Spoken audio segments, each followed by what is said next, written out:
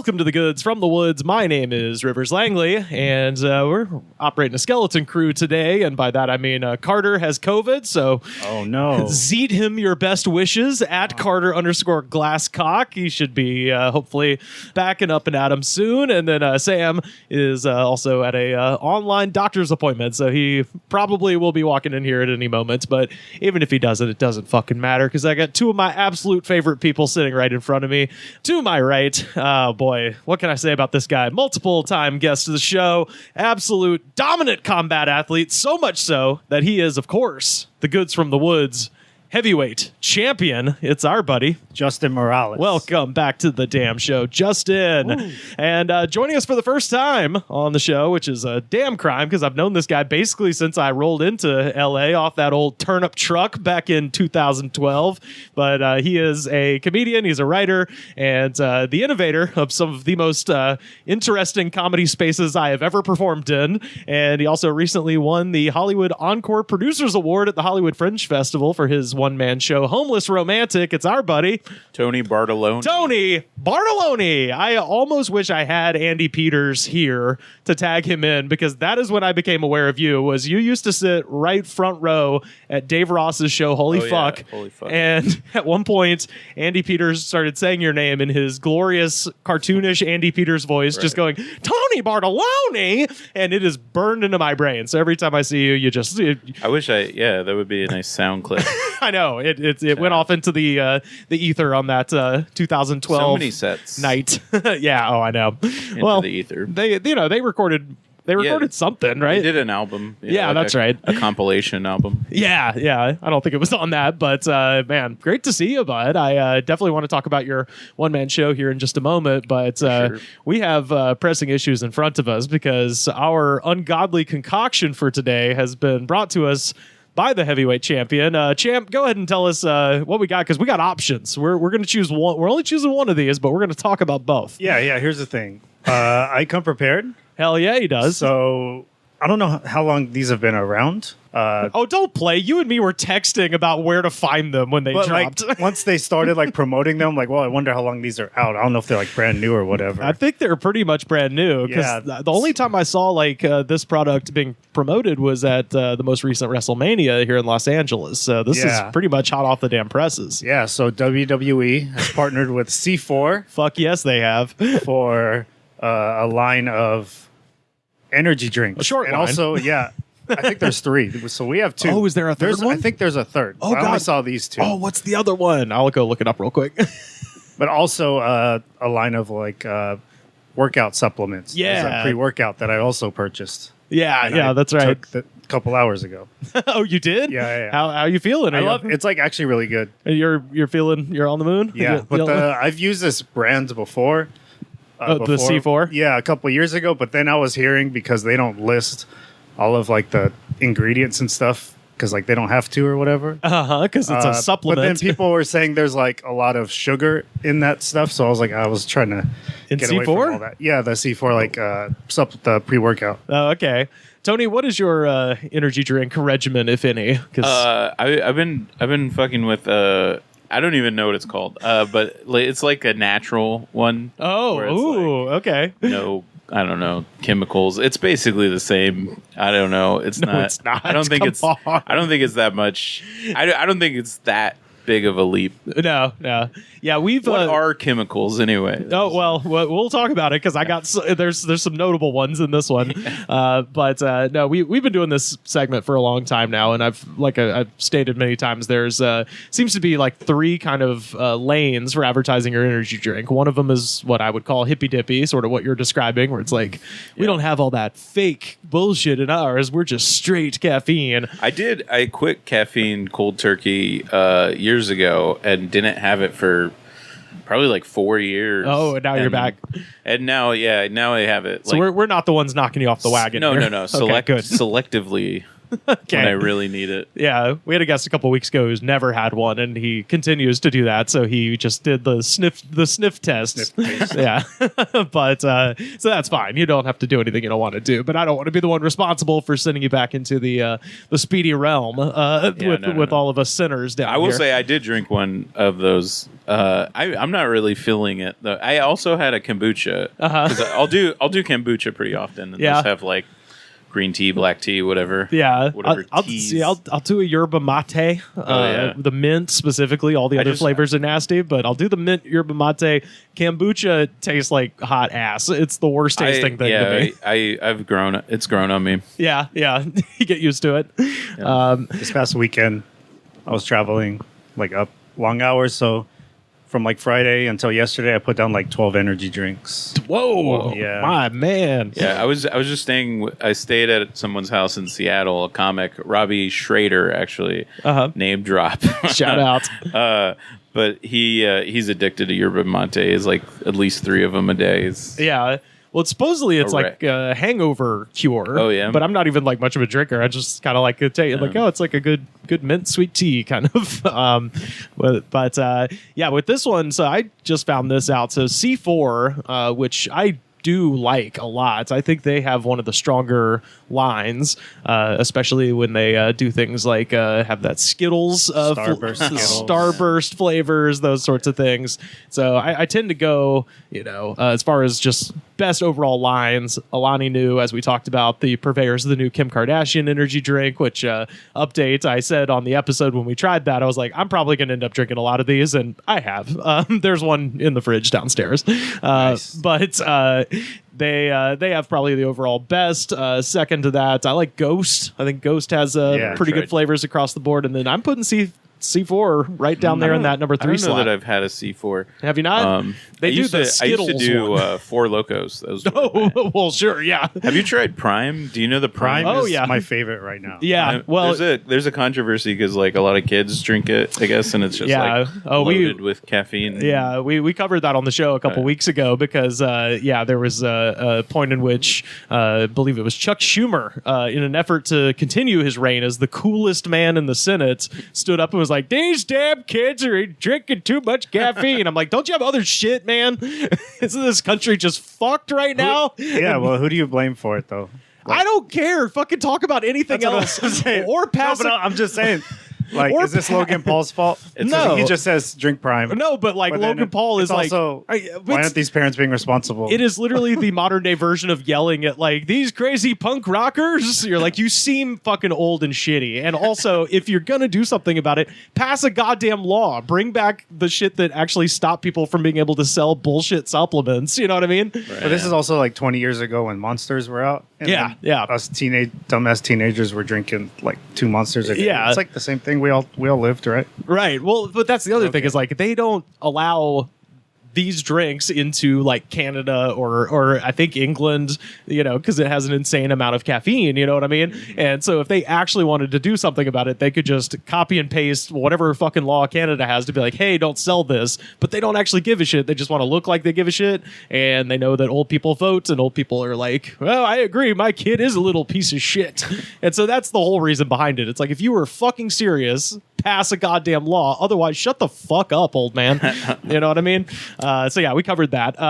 But they, I have had Prime. Prime is made by Alani Nu. So it's the same people behind my favorite line already. So, could have predicted that it would be good. They do C4 too? No. So they do Ghost. Yeah. So Alani Nu is their big parent company that you would know is Snapple.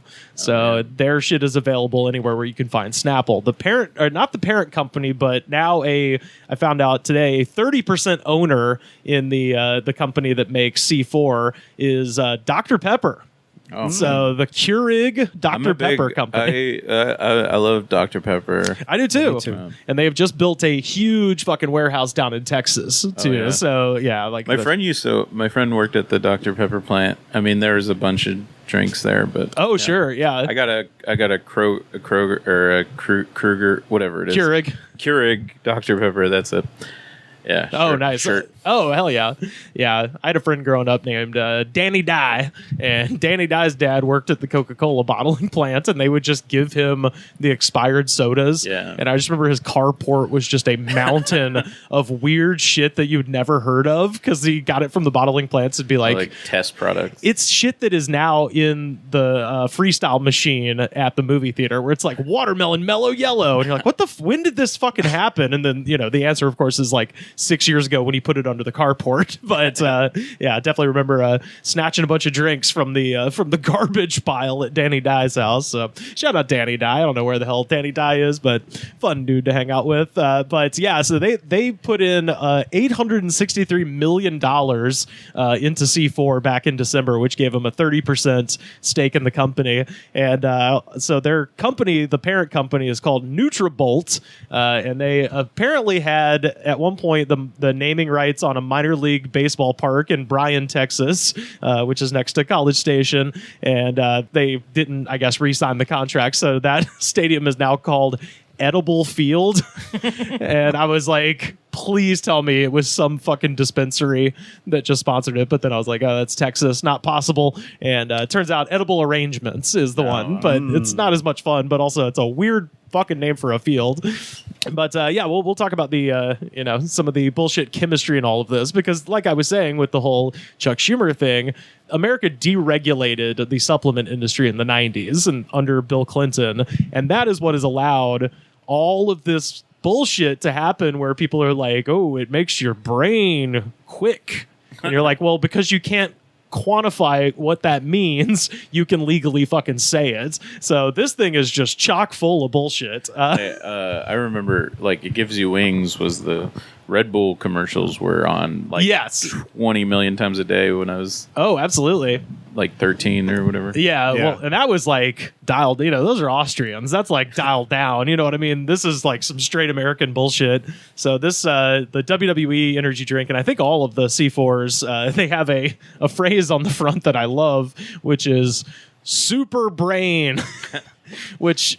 The fact that one of these isn't called Super Brain Buster is fucking unforgivable. It's right there. If you're making wrestling drinks, what are we doing? Super Bobby the Brain Heenan. Yes, there you go. Perfect. Yes, Bobby the Super Brain Heenan. Done. But yeah, so they claim to have something in it called Brain Berry, which is an extract of aronia berry designed to enhance cognitive performance. And then my favorite phrase, and also brain fitness. So this is going to take your brain to the fucking gym, my friends. Okay, it's not going to be doing Sudoku. I was just at the gym. Yeah, that was for my body. Yeah. Now it's time to make second workout. Make that for my brain to make that globe between my ears start spinning and sweating. So it's also got something in it called Alpha Size, which claims to release the body and brain's primary neurotransmitter. And then it says, very tellingly with the wording, it is often considered a mind-to-muscle ingredient. So I guess it makes you faster or something. All of these, by the way, are registered. By the way, they have the little R circle at the end of them. I'm like, every one of these is just patented garbage, which again is something that maybe a senator could fucking do something about. Hey, hit up whoever registers trademarks and be like, don't give it to them if you're actually trying to do something. And then finally, it has something in it called Cognizin, which claims to feed energy to your brain directly. I'm like, what is any of this? Also, why would you need 3 if all of these are effective? It's just like makes me realize how much of this shit I drink. Oh yeah, I don't like. Oh yeah, look at anything. Oh, it's not a good idea to do, but I had extra time this morning, so I was like, what the fuck's in this? So, but Tony and obviously Justin, both big professional wrestling fans, as am I. So, fellas, it's time for a debate. Which one of these are we going to try today? What are our options, Justin? We have the Ruthless Raspberry. Okay, Ruthless Aggression, circa 2001. This is a new birth, perhaps, in much the way the Ruthless Aggression era, ushered in Randy Orton and Batista, John Cena, Brock Lesnar. Maybe this will usher in a new era for our brains. Okay, you know what I'm saying? How ruthless is your brain, Justin?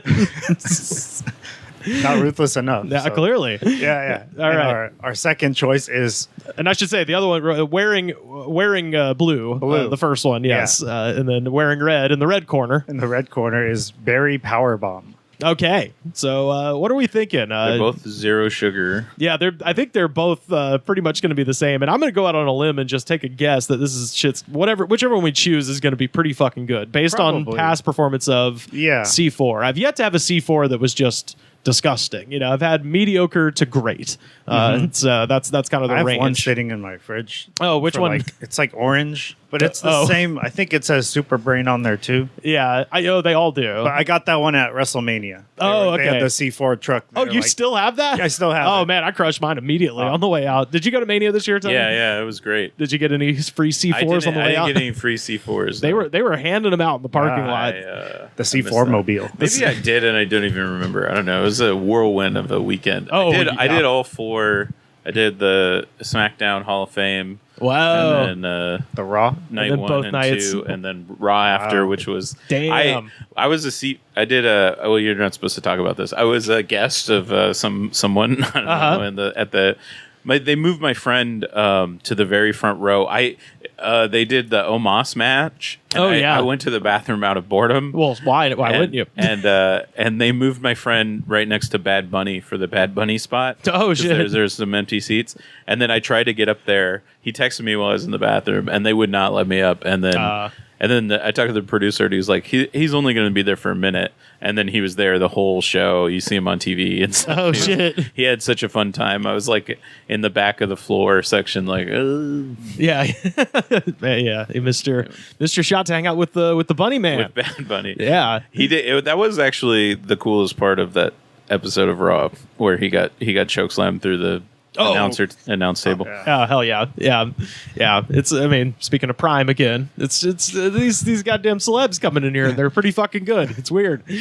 Not used to it. Used to Betty White. I came around on Bad Bunny. I still don't like Logan Paul. I don't like. Well, yeah, that's the worst part. That's the monkey's paw of the whole thing. You're like, he's maybe the most amazing first year I've ever fucking seen in terms of in the ring, and then he's the most terrible person of all time. Yeah, I hate him so much, and I hate at least they turned him heel. It makes sense in my brain now. Well, yeah. When they were trying to push him as a face, it made no fucking sense. No, it's crazy. He's just getting booed out of the building. Yeah. And then what do we got in the? Oh yeah, you said we got Powerbomb in red. Berry Powerbomb. Berry Powerbomb. So what are y'all thinking? I'll save my thoughts for the ends, but which one do you think we should go with first, Tony? I would say Ruthless Raspberry. I feel like Cody Rhodes right now at the press conference. Did you see that clip? Yes. Yeah, he tried both of them. He just tried. I think he tried both. Yeah, I think he did try both of them. Yeah.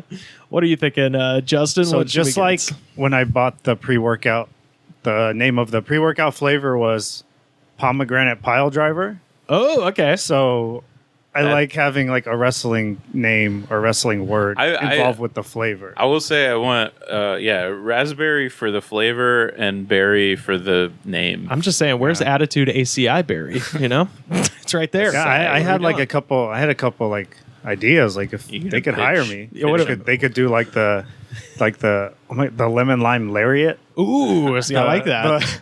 The mommy melon. Ooh, mommy Goria. Mommy melon would be great. Yeah. Oh man. But I got to go with Berry Powerbomb. Okay. That's my choice. All right. Well, so I think we're going Berry Powerbomb because as I told Justin over text just moments ago, when I was growing up, and a lot of people will claim, oh yeah, I was I watched WCW, I like Sting, fucking bullshit. I was a Kevin Nash guy, always. I thought you were gonna say Sid. Kevin Nash was my pick in WCW versus NWO versus the World. The World Tour. World Tour. Yeah. And I was just one jackknife and you're KO'd. Yeah. Oh, I thought that guy was so fucking cool when he came out with his the bandana tied up like Tupac. Yeah. I like WrestleMania. I think it's WrestleMania 8 when Sid's wrestling Hulk Hogan, and he's the big man, but he'll call out the moves he's gonna do. So Hogan's down, and he just stands up facing the cam. He's just like, Powerbomb. Fuck yeah. Yeah, I remember my Uncle Mike, who lived in Atlanta, mentioned, he was told me that he saw, and I'm the biggest Kevin Nash guy, and he was like, oh, I saw a wrestler at the gas station in fucking Smyrna or wherever he was, And I'm just like, who was it? And he's like, and it was like torture. I remember being like, spit it out. And when he finally said Kevin Nash, I just like ran around the house. I was like, wow. What if he was like Mark Marrow? Yeah. Somebody disappointed. Yeah. It was Gilbert. Yeah. It was the entire Dungeon of Doom. The oddities. Yeah. Brutus Beefcake is washing the windows, dressed up as Zodiac. My neighbor across the street, she lived with she was adopted by her aunt and uncle, but her real mom was a stripper in Vegas. And she came to visit one time, and she knew a lot of the wrestlers from her place of business. Was that Godfather's Club? I don't know. Godfather runs a strip club in Vegas. That's what I was wondering. Maybe. I don't know. It almost would have to be, because I feel like the wrestlers would go there to save money, right? Yeah. Well. Anyways, yeah. She said she specifically mentioned Kevin Nash, and she just said she was like, they're all whiny. They all are like, give me a massage. My neck hurts. They're always bitching. That's perfect. That was her. Sounds about right. Yeah. Oh man. Well, all right. The verdict is in, fellas. Let's Berry Powerbomb. Let's get into it. Let's get fucking jackknifed. Oh yeah. Okay, it is red. A lot of C4 stuff is. A lot of C4 stuff is clear rather than an artificial color. Why am I pouring? Oh yeah. Another flavor I thought of was Tribal Chief Tropical Punch. Hey, I mean, you know what I mean? I know I work for another company, but they could hire me still, right? Yeah, absolutely. Here you go, Tony. There you go, Justin. Cheers, everybody. Let's give it a fucking. Okay, it has almost no smell, just tart. I would describe the smell. I can smell the berry. Oh fuck, that's incredible. Get the fuck out of here. Come on. Yeah. There's no sugar in it. And I called it. You heard me call it. I was like, hey, it's gonna be pretty good. That is It tastes that that's high quality. I don't know, is there stevia in there? Yeah, probably. Or sucralose is the thing that they usually put in all of these energy drinks. Alpha size. Yeah, that's the one. That's the one we talked about. Alpha Academy Apple. Yeah, see, there we go. Yeah, the alpha size is the one we talked about that said it is considered a mind to muscle ingredient. So let me know if your brain is Feeling still a certain way. Well, that's the thing. Let me know if your brain still has the ability to make your muscles move, because apparently that's what this does. Normally your muscles are right now. Yeah, exactly. Yeah, normally your muscles are independent of your brain, but when you take this, it increases that mind to muscle. Puts it all together. Also, it says mind too. That's the other thing. Whereas, I don't think they could say brain because that is biologically specific. So it's like it helps your mind. The 3 pre-workouts are pomegranate pile driver, nectarine guava knockout. That's just lazy. And then bare knuckles blood orange. I'm like, okay, well, the second one That's not bad. The second one's lazy though. Nectarine guava knockouts. It's like, I don't know. Yeah, so I think I'm probably giving this one 5 stars. It's pretty easy to say. Oh my God, that's Sam Harder's music! Oh God! Here he comes. What is You the music? did this without me. No, we saved you a You cup. turned your back on the faction, or whatever our stable's called. This is we got you a little cup there, Sam. This Which one is is that? Ooh. the Berry Powerbomb. It smells very good. It is. I mean, I'm gonna let you say it's. I like C4, and this is good. Yeah, it's That's great. good. It's all right. So It's probably better than the Skittles ones. They do a lot of the candy ones, which they taste sweet. Yeah. I don't know. It's too sweet for it having no sugar, Yeah. Suspiciously. Yeah. Okay. But yeah, no, this is quite good, and yeah, I like it. hell yeah. What would you? WWE does it again. Yeah, I know, right? Can't stop them. What were you doing just now? I had a video doctor's appointment. Oh, okay. You know, the kind that if you have insurance, they force you to have a doctor's appointment just for no reason. So you can set up a second doctor's appointment. Yeah, to further discuss the issue. Yeah, right. And it was one of those doctor's appointments where it's just like, hey, how you doing? Okay, sounds good. Bye. Yeah. So Did you get a bill for $300? Yeah. Well, thankfully this is through my work, so Yeah. it didn't cost me anything except the beginning of this podcast. Hey, that's okay. Which I'm sure you guys nailed it. Yeah, oh, yeah, absolutely. Triple gainer off the top, no problem. Double shooting star press all the way for the intro on this guy. But yeah, I had a great doctor's appointment sitting in my room, trying to angle the camera to like the least dirty corner of my bedroom. So where she could still see light in my face, you know. Right, yeah. You got to make sure the lighting's good. Yeah, get the ring when light. you're on a virtual doctor's appointment that works like shit on her end and on mine, it seemed like. So that was fun. All right, well, we're glad you're here. How did everybody handle the hurricane? The past couple days? First of all, it wasn't a hurricane. It was a tropical storm. It was downgraded. That's true. Everyone complains about the hurricane. It was a tropical storm, folks. We had more rain earlier in this year. Oh, for sure. Yeah, this just happened all at once, Right, you know. right. Yeah. And in LA, it wasn't bad for us. And I've seen, everyone's just like, whatever. Then if you look at the desert, people's lives are ruined. Right. And we're all just like, man, I bought all this milk for no reason. And then, dude, in Palm Springs, the house is on the other side of the fucking road. Prep at all. I bought a frozen pizza and 2 things of frozen macaroni and cheese. I ordered groceries because I mentioned I threw out my back on Saturday. Ooh, I went to Seattle, and the drive, being in a car for 2 days, really took its toll on my back. Shit. I'm sorry. That I know exactly how it is. That sucks. I was dude. like, we were pulling into rest stops, and I was doing yoga, trying to stretch. Yeah, on my yoga mat. Shit. Yeah. Oh, definitely. Oh man, I'm sorry. Back pain sucks because it's like, oh yeah.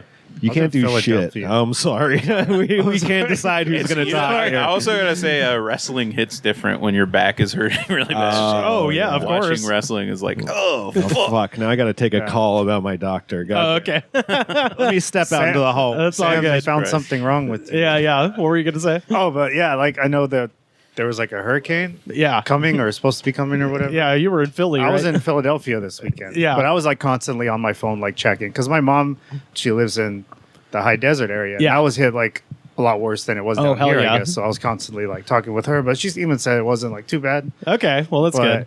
It was just, I was getting worried about would I be able to fly back yesterday. Yeah. No, I guess they said the worst was on Sunday. Yeah.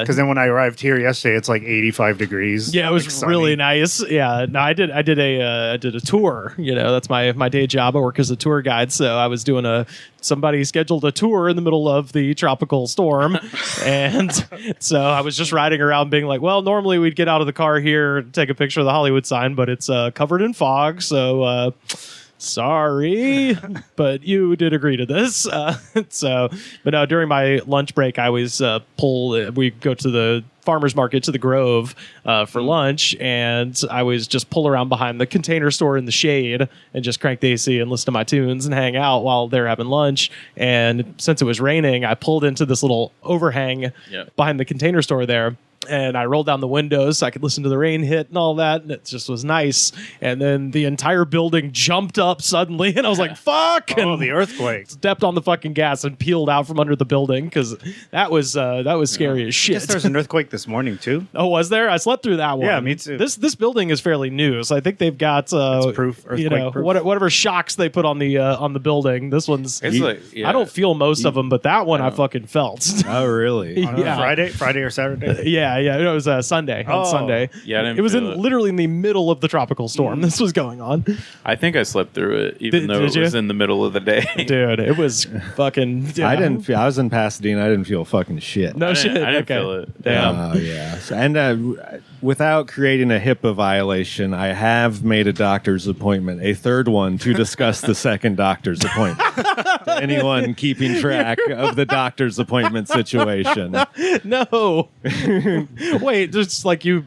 Okay. I think, you go to the specialist, then you have to see the regular doctor to discuss. Actually, I rescheduled a doctor's appointment to be here, and I forgot what day I didn't. I was still in my calendar for today, so I didn't. I think it was yesterday. I just missed it. Oh shit! I gotta call him and see what the fuck I did. We should all just. They didn't call you. After this, we're going to schedule doctors. No, I'm on Medi-Cal. They never call you. Oh, you don't go to that kind of doctor, yeah. One time I showed up late to a doctor's appointment for my Medi-Cal doctor, And they called my mom as my emergency contact. And I was like, maybe 10 or 15 minutes late or something like that.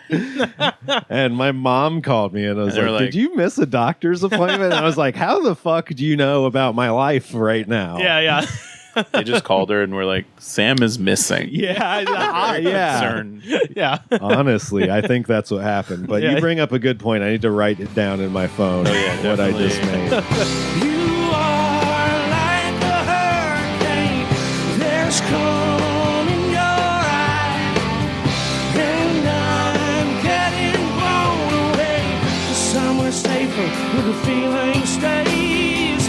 I wanna love you, but I get so blown away. Well, let's talk about your one-man show, Tony, because you had a great showing this year at the Hollywood Fringe, the Homeless Romantic. Yeah. Let's talk about it. Tell people, give them the pitch. I watched a little clip on YouTube, and it was fucking great, man. Oh, yeah. Yeah, and I'll post that so people can what see did it. you watch? There was a 6.5 minute video of you absolutely murdering with that material on YouTube. So, yeah. I don't know. Yeah, I don't know what you're referring to. Playing honestly. it cool. Playing it real cool. Yeah. Cool guy, Tony. But yeah, basically, well, I did the show. I was going to do it as a special, and it was just like a stand-up special, and did it in 2021 at Fringe, which was the first Fringe back after the... Yeah, somebody by Bayard Saunders. Oh, posted it. someone pirated my fucking... Oh, really? Damn. Oh, no. Yeah, I don't know. That's shit. It's only 6 minutes of it. You know, I've tried to get shit taken down on YouTube. I don't know why, but I'm gonna check out that clip later. Yeah, dude. Send it. You got to start sending that to festivals, dude. You're killing. Oh, I have all the show. I did tape all the shows. On my phone. Nice. And somebody stole it out of your phone? No. Okay. Someone obviously filmed that from the audience. It's pretty good quality too. The last show, the very last show. I just remembered this from seeing that short clip. Someone heckled me on like the last line of the No. Like I got someone. I got an applause break. Not to brag. I don't know. And it wasn't like a funny part. It was like a self-affirming kind of like the whole point of the show. Here's the end of the show. Moment of seriousness. And then I got a little applause, and then someone just went, "I'm about to say the very last line of the show." Yeah. And then someone just went, "I'm sorry I didn't clap," and I was like. What the? I was like, what? I said, I'm sorry you're talking right now. Yeah. The show now is double the length. I'm going to do it again. Yeah. Yeah. Yeah. It's like, what are you doing? Did you even notice him not clap?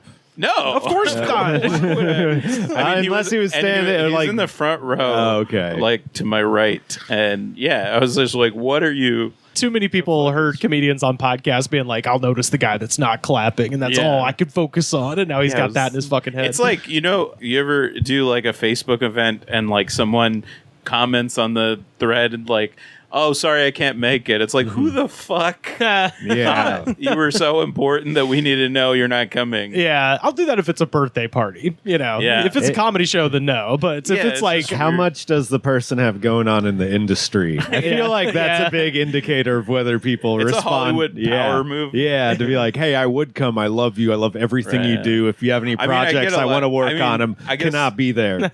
I guess you kind of get over it because there's always the text. It'll be like right before you're about to go on stage. Sorry, I can't make it. I was like, is anyone here? Just feeding that like inner monologue of doubt, that insecurity. My favorite is when somebody goes, they'll like tag a friend and be like, we should go to this, and then just no one. No reply. But Homeless Romantic. Tell us a little bit about it. I left my childhood home. I'm from LA County. I grew up in the suburbs, close to Orange County, La Mirada. Oh, La Mirada. Yeah, sure. I've driven past that exit a million times. Yeah. No clue what's down that ramp. Yeah. So it's a little town. How close are we to the Santa Fe Springs swap meet? Very close. Yeah. It's right on the. That was our swap meet that we would go to. I gotta go back there at some point. I went there. There's an In-N-Out there. Yep. I mean, my high school had like a pretty big class. It was like, I don't know, there's thousands of students. Yeah. In the thousands. The last time I went to that swap meet, I now like I need to go back because they have the program, and every Sunday they have cover bands. Yeah, they have cover bands. And when I was there, it was When the Lights Go Down in the City, a tribute to Journey. Yeah, I think they're regulars. The like 50 people that were there were losing their fucking shit, dude. And I feel like La Mirada has a lot of cover bands, and there's the La Mirada Theater of Performing Arts, and they'll have some cover bands there sometimes. But the lineup was like, they had like Peace Frog, a tribute to the Doors, and I feel like it's probably all the same five guys. But I had to like I was like, you know what, I'm not going to any more cover bands. I made a stand against it was the Journey one kind of made me realize, like, I was like, I think there is sort of an ancillary here with, because Journey is very like West Coast, and I think they're kind of the Billy Joel of California. Like, people like them generally, but nobody goes as ape shit for Billy Joel as Long Island fucking weirdos, and nobody goes as ape shit for Journey as California people. I definitely went through a Journey phase. I mean, rightfully so. They're fun bands, but yeah, man, the people were fucking coming unglued at the damn swap meet. That's funny. Santa Fe Springs swap meet.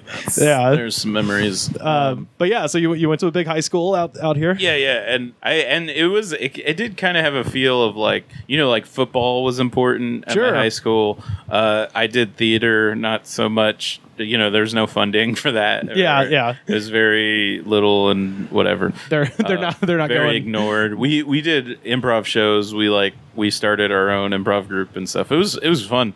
But did you go to smaller schools to import improv troupe members? In college, I did. Oh, okay, good. Actually, that's how I chose. I went to Cerritos Community College, and they did that to our. There's this JUCO guy. You got to see his fucking ass cat, man. Yeah, dude, it's amazing. They do short form though. Oh, okay. No long form. Oh, damn. Okay. That's the real world. That's the real art. That's the real art. It is so funny that improvisers who do long form like shit on short form. It's like, dude, you're doing improv. It's all the same. It's all silly. I like that there's a schism within the schism. Right. Of comedy. It's so weird. It's like if you shit on prop comics, like they're not. Right. It's like, dude, they're very creative, and I like a good prop comic. The best improviser I know does not give a fuck about anything at all regarding short or long form comedy. Yeah. Any comedian should not. He also does stand up and other shit. So I think he's seen through the bullshit of people arguing semantics about comedy genres. So and stupid, whatever. Anyway, so I grew up in LA County, and I ran away from home when I was like 22. Okay. I was a fully grown adult. Legal adult. And did your parents but I call didn't the cops? No. Did you take a blanket and you're like, I'm going away?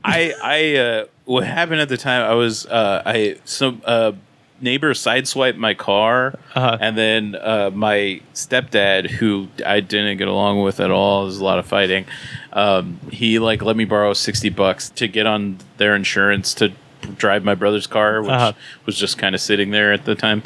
He was trying to sell it. And then the whole thing blew up when he demanded the $60 before I could pay him back, which oh shit. Yeah, the agreement was I told him, I was very hesitant, but it was very much, and then I just left. We fought for this fight went on a week and a half. There was a point where he left and stayed in the mountains for a few days, and then left and stayed at a friend's house, and then I was just like, if he doesn't apologize, I'm just out of here, which he was never gonna.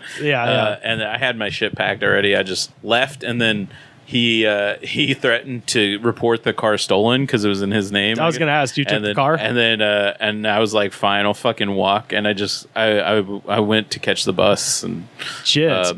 And so I had no plan. I had no money. And then, I ended up living with my aunt for a while. It's kind of a blur, but I stayed in several weird living situations, and then couch surfing kind of thing. Yeah, kind of. And then that got exhausting, and then I was just like, all right, I'll just be homeless when my aunt kicked me out finally. And then I was like, This is not a thing to do. And I had gotten rid of my car at that point, so I didn't even have a car to sleep in. Oh, shit. Which sucked because they kind of put pressure on me to get rid of my car. Where do you go at that point? So once you lose the car, like, what's the best option? I'm trying to think. It was pretty brief that I was on the actual streets because it's just unsustainable. Yeah, hell yeah. It's like, I wasn't doing drugs, although I was probably drinking a lot at the time. I remember I did a show. Do you remember the Palms? Did you ever do the Palms? It was like a lesbian bar. West Hollywood? Yeah. Yes, I do. Yeah. So it was a terrible place. Let me just say, for comedians, it was one of those places where the lighting system is geared for music and is meant to flash with the rhythm of the music, which is great for music, but when you're talking and your voice makes the lights change, so as you're talking it's flashing red and green, and it's the most distracting shit. And also, drinks were expensive, but they were like fucking bottles of Bud Light, and it'd be like $8. Yeah, West Hollywood prices. Yeah. It was crazy, and it was terrible. And I remember I went, and someone texted me like, hey, do you want to do the show? And I was in fucking Norwalk. I was getting measured for something.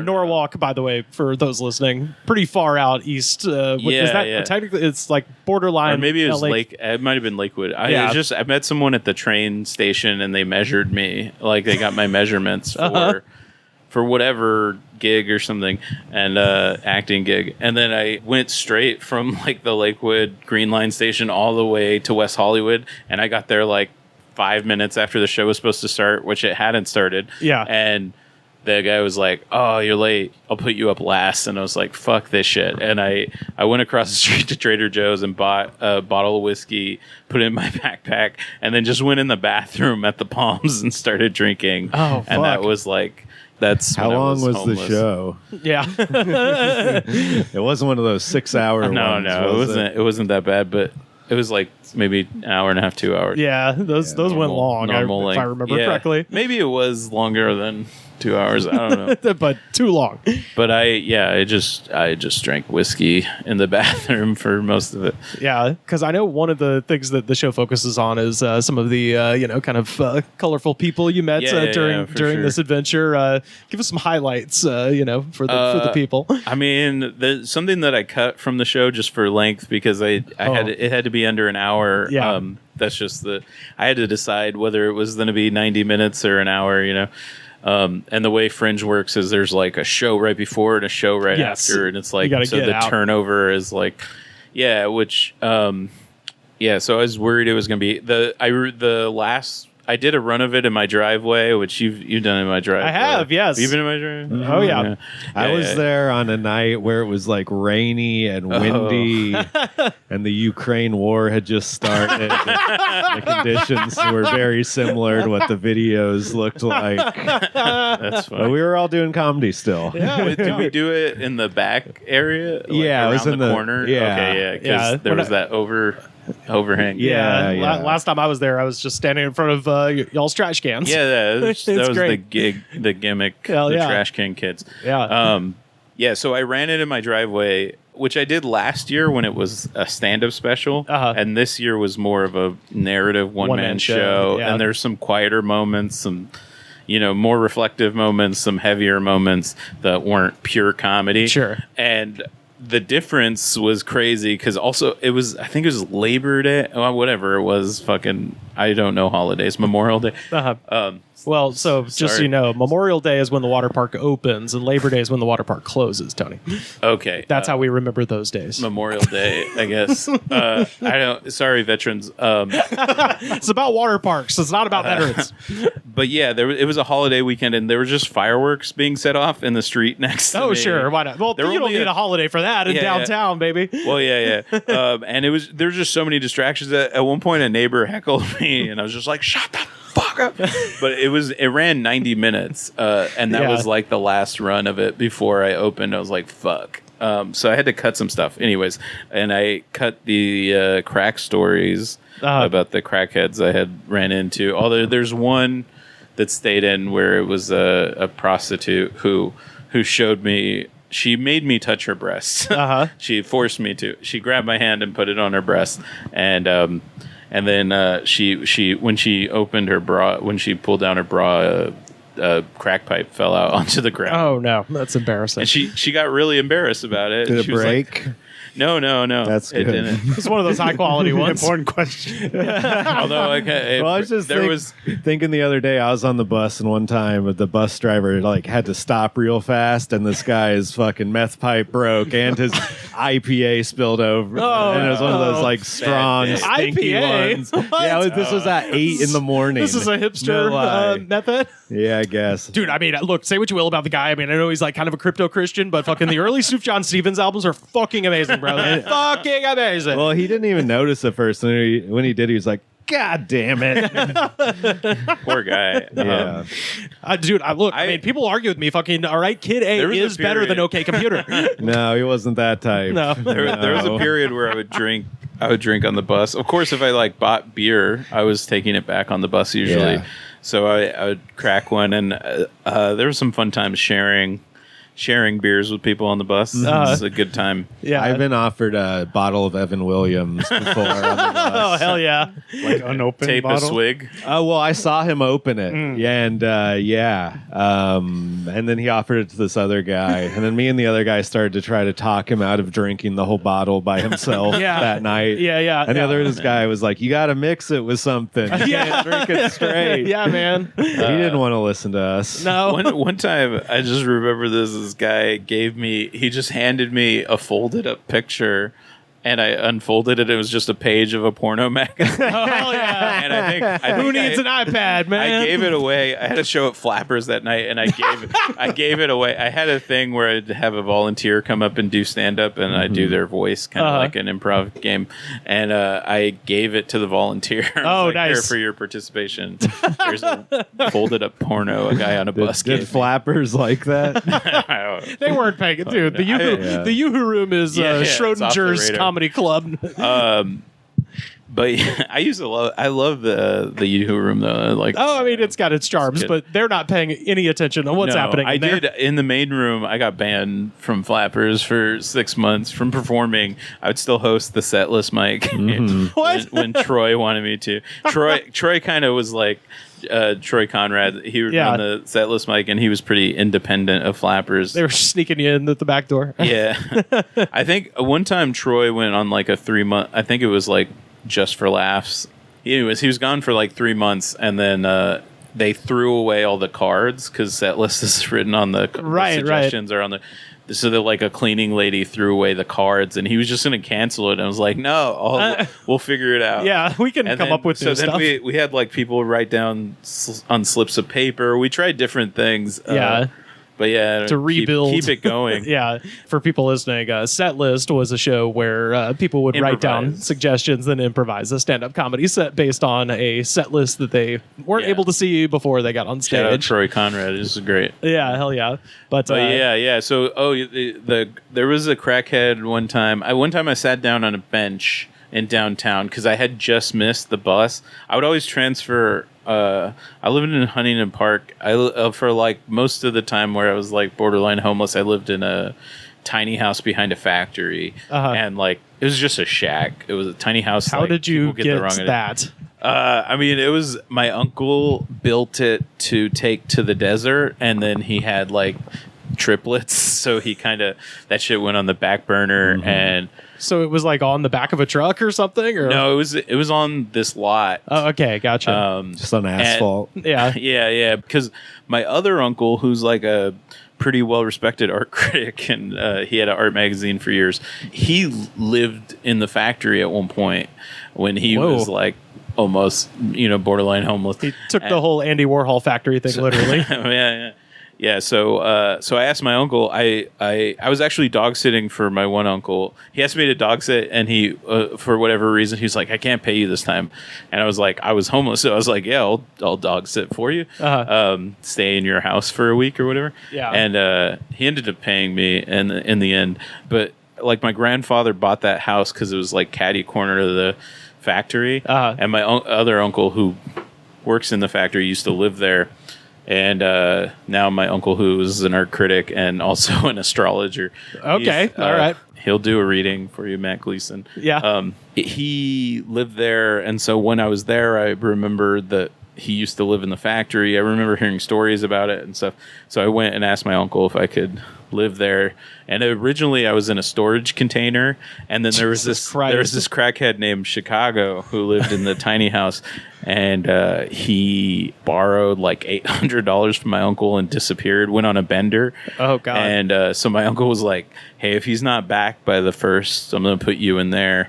And he was like, it'll be more private, because the factory was functioning as a factory. Oh my God, really? So like the storage container I was in was like their break room before I lived in it. So they were like, I remember he put cable TV in his office so that they could go eat lunch in there. Yeah. Like as a consolation for losing their break room, which was great because I would watch Monday Night Raw. And yeah, fuck yeah.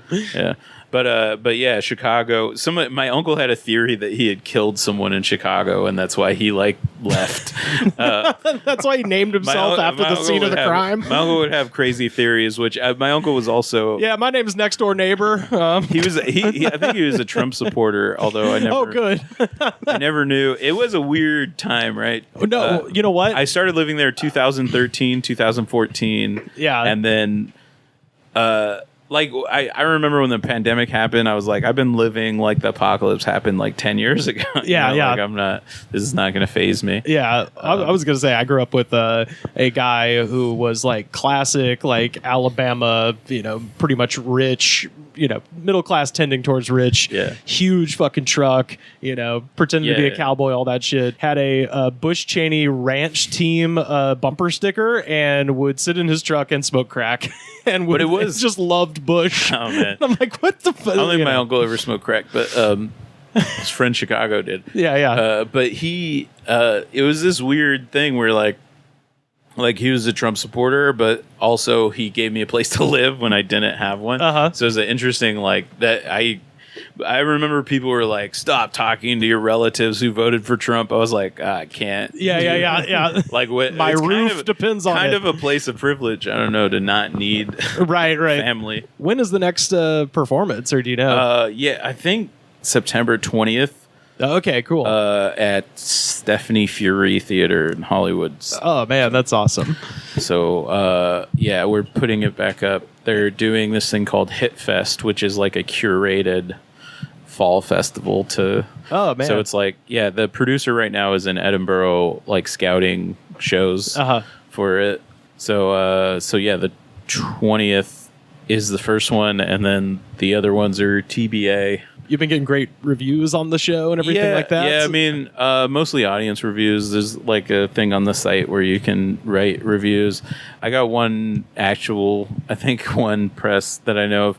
Not a ton of press. If anyone writes for anything, come see the show. Come see the show. Yeah, hell yeah. That's part of this Hit Fest. This is part of the idea is to invite industry.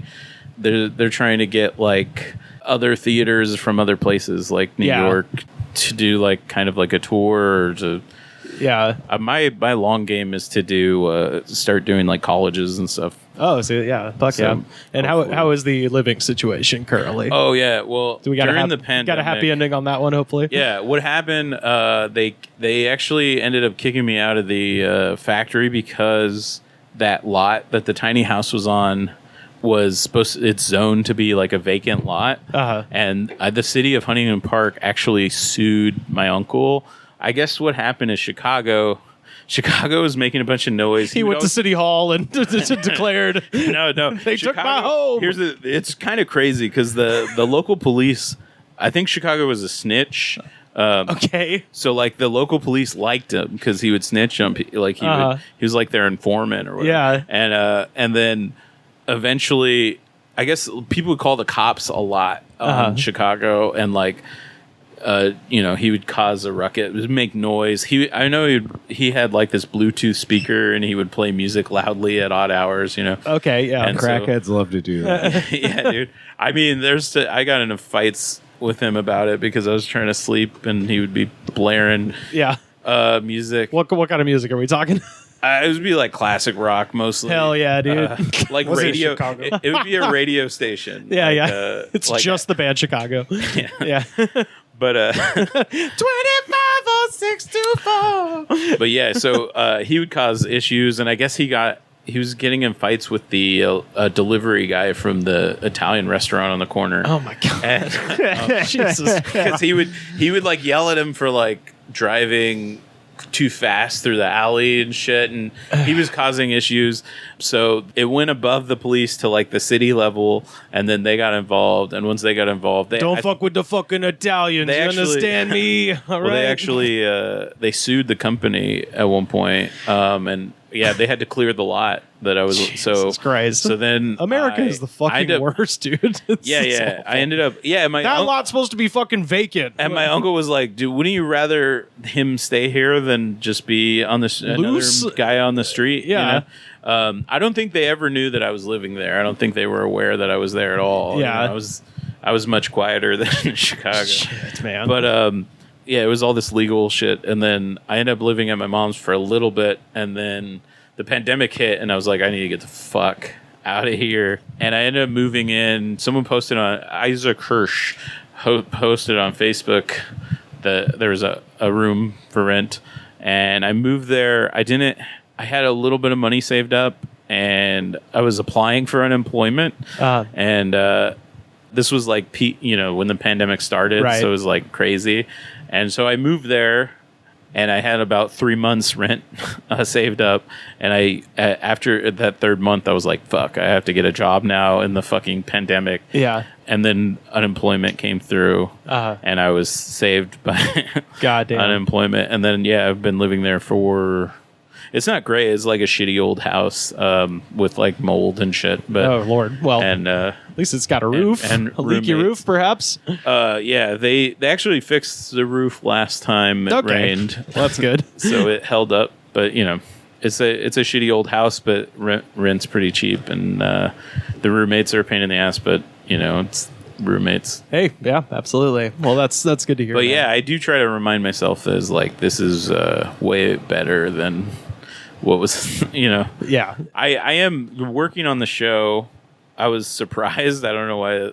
Like, it feels stupid to be surprised, but I was like, "Oh man, there's like trauma. Like, I have Yes, like yeah. PTSD from being homeless and shit." Yeah, I'd imagine so. And yeah. when shit, like, I still ride the bus, so like when shit goes down, when like something crazy happens, I'm now way more sensitive to it than I was back then. I mean, it was always like kind of crazy when something really crazy, like violent or something happened. But like now I'm like, oh shit. Because I was in like survival mode back then. Right. And now that I'm like, so housed- any like disturbance could affect you permanently. I Essentially. think, and it might be a little triggering or whatever. Sure. I was walking home from Fringe. I was trying to walk. I just kept checking like Lyfts and Ubers to see how far I could walk to make it a little cheaper. Yeah. And I walked down. I think it was Bronson, but there's like a real narrow sidewalk, and there's a bunch of people sleeping in their cars on the side Yeah. of the road. And I had this bag, and it like brushed against a car mirror, and this guy was like, "What the fuck did you do in my car?" And I was like, "It was just my bag. It's not a big deal. Like, there's hardly anything in it."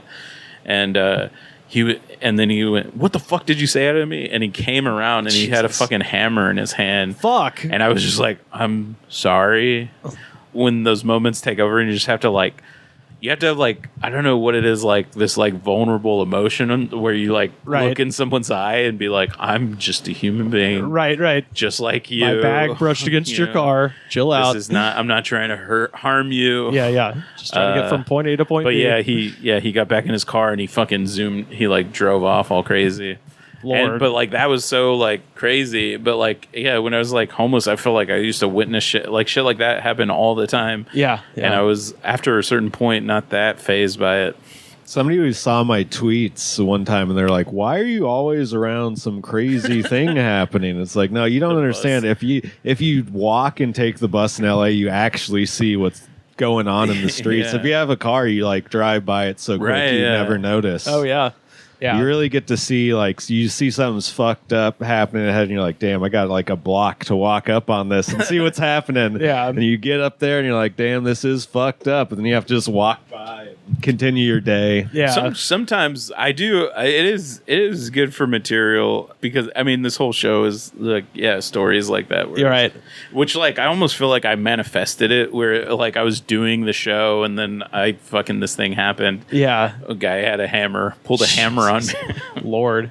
Yeah, to what you were just saying, Sam, it's I work as a tour guide and people ask me that have never been to the city before, they're like, "Oh, is there any like part of town I should avoid that's like dangerous?" I'm like, depends on your mode of transportation.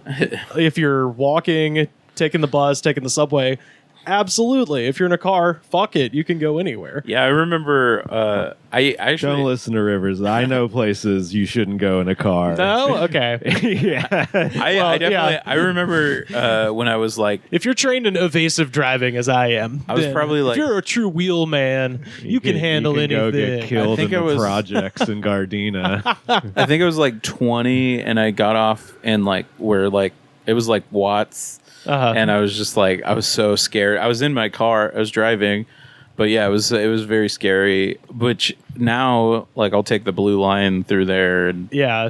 Oh, yeah. We used to have the previous tour company I worked for. We had a La La Land tour where we would take La La people to Land. filming locations from the movie La La Land. Oh, yeah, one of dude. which includes Watts Towers, which is very fucking cool. But to get there, like we would drive past and there would just be like cars with the windows shot out, like visible bullet holes. Yeah. You're just like, and people would be like, "Oh, what happened there?" I'm like, I don't know. Look, check it out. Just keep your eyes on those Watts Towers. I saw these. There were these dudes on the Red Line, and they were talking to these like European tourists, and they're like, "Don't go to fucking Hollywood. Hollywood's all fucking fake. All the people are fake. The buildings are fake. Everything's fucking fake.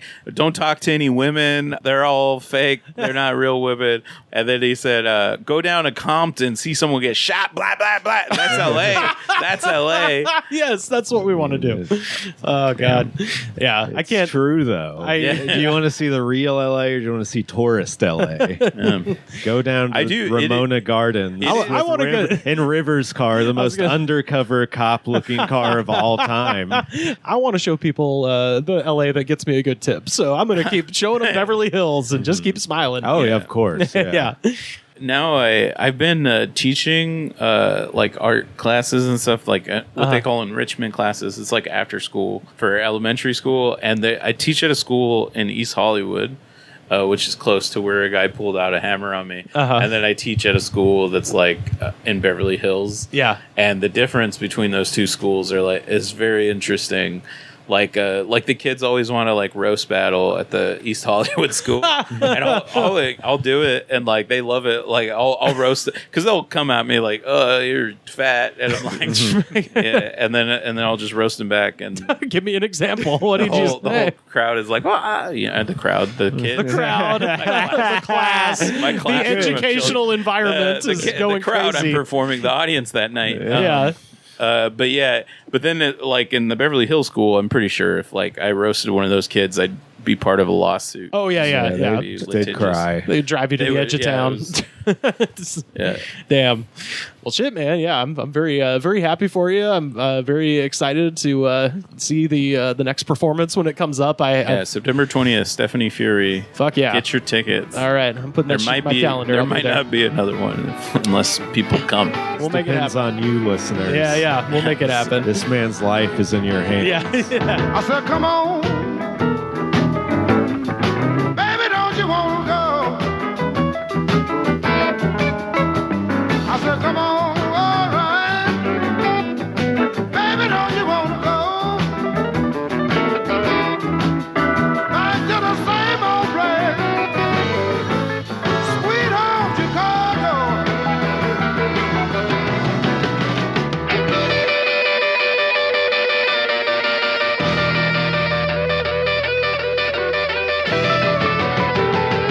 I have a story that I wanted to cover from, it's kind of a compilation from quite a few sources. Get y'all's opinion on this. This is Justin Warlick writing for QZ.com, Alberto Luperton writing for Law and Crime, Brittany Shamas and Rachel Weiner writing for The Washington Post, and Justice.gov. Harrisonburg, Virginia. So we've got a guy named Gerald Leonard Drake, a 63-year-old former Civil War reenactor and registered sex offender from Winchester, Virginia, was sentenced today to 9 years in federal prison for stalking by mailing threatening letters and planting a pipe bomb at the Civil War battlefield in Middletown, Virginia, during a reenactment in 2017. Yeah, so we've got a real fun guy here to talk about. So he is a racist and a pedophile. I'm just going to assume he supports the Civil Wars, the southern side, the Confederacy. Damn. Well, look, I just heard it just says sex offender. I don't know. He might just be a good one, doing bad things to adults and not children. Who knows? The first of these letters was received September 23rd, 2017, at the Cedar Creek Battlefield Visitor Center and was addressed to Cedar Creek Battlefield people. The envelope and its letters both bore a printed Antifa symbol depicting a black flag overlaid a red flag inside of a circle. Let's see if I can get this pulled up because it's fucking incredible. The guy is this man doing a false flag on Antifa? He is indeed. The man literally printed. Because here's my favorite thing. So on the letter, he printed the Twitter logo that you see on like Antifa stuff, and in the top left-hand corner. And let me just say, of everybody I know that is involved in Antifa, to the extent that those people exist, most of they're not known for having printers. Okay, like most people tend to be pretty young. I'm the youngest person I know that has a printer, and I just got it, out of necessity. But yeah, so going to Staples. Yeah, exactly. Yeah. Maybe. The Antifa, they're like, we need 2,000 letterheads for our domestic terror letters, please. And you don't want to go to the Staples near here is so fucked up. Have you been to it? No, where is it? I know where it is. 6 in Vermont. 6th in Vermont, yeah. Bro, Okay. that is, and it's near Vermont and Wilshire, which if you're familiar with the bus, that's a crazy bus station I gotta say, train station. It is a very Antifa Staples, they... It's crazy, I want to dude. say that I saw a dead body there. No, Jesus, I wouldn't be shocked, dude. One time it I was was an overdose. Yeah. One time I was on the bus and we were driving past that place, and this guy pointed at the parking lot next door, and he was like, "If you go there after dark, you can buy any drug." And I was like, okay. And if you go there during the day, you can get a great rate on FedEx shipping. And I was like, okay. And he just goes, any drug. he really hammered it in the any part. I will have 2 butt hashes, please. Yeah, I don't know, man. It's a crazy area. You always see something crazy going on there. They had to hire like private security that act as cops at the train station down there where the purple and red line connect. It's wild down at that Staples, and nobody works there. It's fucking hard. Well, I was there at that Staples. Let me tell you a story about the Staples. Does anyone work at Staples? Any Staples? Dude, not enough. They were having the security guard, I think, took it upon himself to start helping people print stuff out and explaining how the system works and stuff. He just could tell everything was so fucked up like there. And armed Staples employees. Yeah, and he was one of those guys who just was too hard of a worker for the job he was hired for. So he's just going above and beyond and just doing customer service for Staples as a third-party security agent. It's like all the Staples employees clock in and don't go out on the floor ever. Oh, no, and they have one register open, and that's the only person that's visible in the entire store besides the guy with the gun. So this is part of the supposed Antifa letter. Quote, "You need to cancel your upcoming celebration of the Civil War on October 13th, 14th, 15th, 2017. So he gets real specific with the dates. It's like, I think they would know there's just one battle that happened at this fucking park. Many of us in Antifa have dogs, so we'll bring dog feces to throw on people. We will also throw cups of human urine. And I should mention, every sentence ends with an exclamation point. We might resort to actually firing guns into the camps and at the reenactors. Wait, are you telling me they're going to bring dog shit and human urine? Yeah. These guys are fucked up. Why not just We will. human shit? That's too difficult. And Antifa continues, "We will put poison in the water and we will use noise to disrupt the battles and sleep. These events must stop. Our local organizer tells us that he is ready to go. You have been warned. If it is not called off, we will destroy you. You have less than 1 month to issue a cancellation notice. Do it ASAP. So that was the Antifa. Seems like they mean business. Okay, so people are they're getting a little worried. The letter went on to claim that is anyone actually worried by that? Not until the pipe bomb shows up. Yeah. So it's obviously like into piss and shit. Yeah. Clearly, very clearly, and the domination fetish. Oh, you get the entire dirty laundry list of weirdness of this guy in these letters. The letter went on to claim that the reenactment, quote, clearly celebrates the war to keep African Americans in chains, and warned the organizers that if the event was not canceled, the trouble Antifa would inflict on Cedar Creek battlefield would make the riots that took place in Charlottesville look like a quote unquote Sunday picnic. And I'm like, yeah, that's a thing that young anarchists say. Oh, it's like an old Sunday picnic. So very good use with words here. Despite the warnings, the 153rd anniversary and reenactment of the Battle of Cedar Creek went ahead as planned. During the afternoon hours of October 17th, 2017, as the reenactment was coming to an end, an unexploded pipe bomb was discovered in one of the merchant tents, and the pipe bomb contained metal nuts, a mercury switch, a battery, ball bearings, black and red wires, powder, and other items. Damn, he tried to do it for real. Oh, yeah, he absolutely did. But when the... Good thing he was a dumbass. Yeah. So, or this could have been really bad. Yeah. So when this went out, the story, and I kind of vaguely remember this, was it was like, Antifa's trying to bomb a Civil War reenactment, and I even at the time remember thinking like, I don't think they give a shit. Yeah. I don't think of all the things to fight, that's pretty low on the list for Antifa. Yeah, and it's very similar to like the things that went on during the George Floyd protest in the summer of 2020, where it was like Antifa has buses and they're coming to some farm town in the middle of nowhere to raise hell. And I'm like, no one has a bus. Church groups have bus. Right-wing people have bus. Antifa doesn't have money for a bus. It's not happening. But nonetheless, reactions from the right were vitriolic when the news broke that this was supposedly Antifa. Right-wing media outlets on message boards, postings blamed the situation on variously quote-unquote lib terrorists, attention-seeking organizations, and anarchists and leftists. But like I said, it went ahead as planned, but they did find a bomb, so now pretty much every police organization in the state and the FBI is now involved. ATF. Yeah, like you fucked yourself so hard by actually doing this. They tell these people to touch grass, but in this case, you ought not have touched that grass. Like, you ought to just stayed behind the fucking keyboard. I don't think I saw this version of Richard Jewell. Yeah. Oh my God. Everyone on that battlefield is Richard Jewell, though. I mean, if we're being real. So on November 6, 2017, another letter was received, this time by the Gettysburg Times at its offices. Once again, the letter and the envelope both bore Antifa motifs and warned that if the Gettysburg Remembrance Day parade allowed Confederate flags or Confederate men and women to be in the parade, quote, we will disrupt this whole weekend. We will run over people with a couple of trucks, and we might have a shooter on the rooftop or elsewhere along the parade route. We can and will set fires. I was like, okay, man. Yeah, that, again, that thing that leftists are known for. They're giant trucks, However, the Gettysburg Remembrance Day Parade of 2017 occurred without incident despite these threats. So now we get into how he gets caught, because this is outstanding.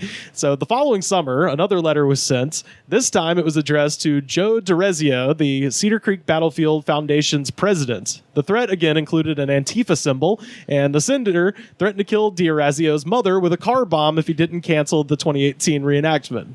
Quote, don't think metal detectors will help. We have plastic pipe bombs. If you won't stop this celebration of slavery, then maybe we need to hurt the participants to stop it instead of just the visitors. We are the ones that did it to you last year. We used a bad bomb guy. His mercury switch and rocket launch wire didn't work. And the pipe bomb was covered in nuts, just so you know that we are real and returning. So when they recovered the pipe bomb, they didn't release any details of what it was. They just said, we found an explosive and then we detonated it. Now he has totally incriminated himself by including details of what the bomb looked like. So now they're like, okay, this is definitely the guy.